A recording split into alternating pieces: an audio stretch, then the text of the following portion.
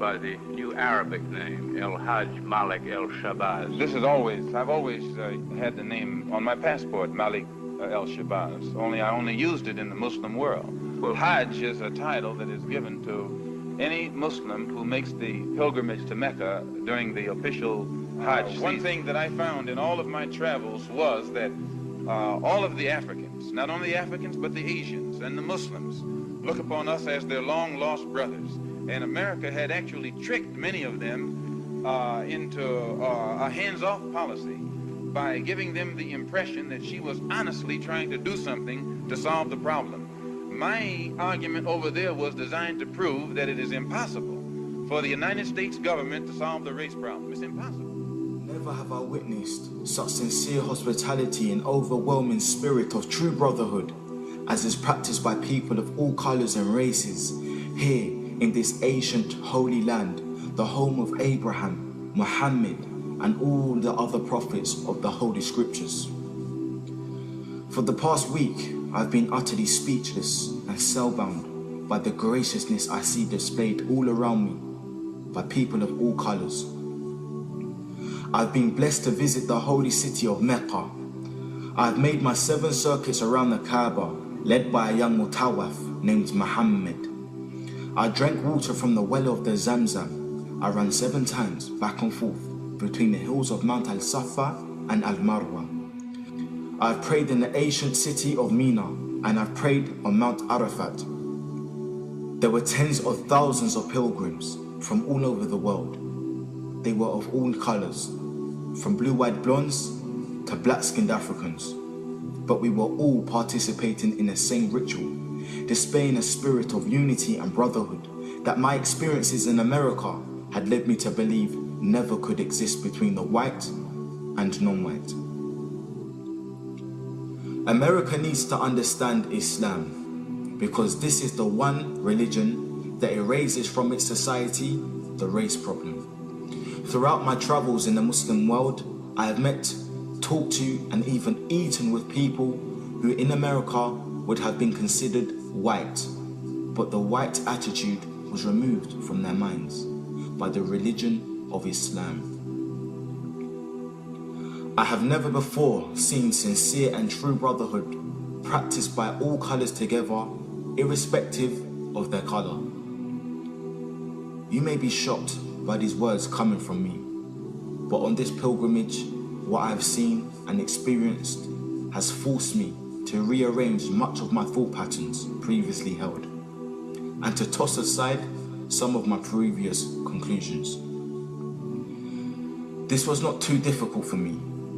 Despite my firm convictions, I have always been a man who tries to face facts and to accept the reality of life as new experience and new knowledge unfolds it.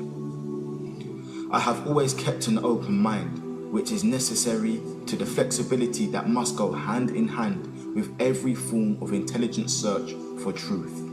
During the past 11 days here in the Muslim world, I have eaten from the same plate, drunk from the same glass, and slept in the same bed or on the same rug, while praying to the same God, with fellow Muslims, whose eyes were the bluest of blue, whose hair was the blondest of blonde, and whose skin was the whitest of white. And in the words and in the actions and the deeds of the white Muslims, I felt the same sincerity that I felt among the black African Muslims of Nigeria, Sudan and Ghana. We were truly all the same brothers because their belief in one God had removed the white from their minds, the white from their behavior, and the white from their attitude.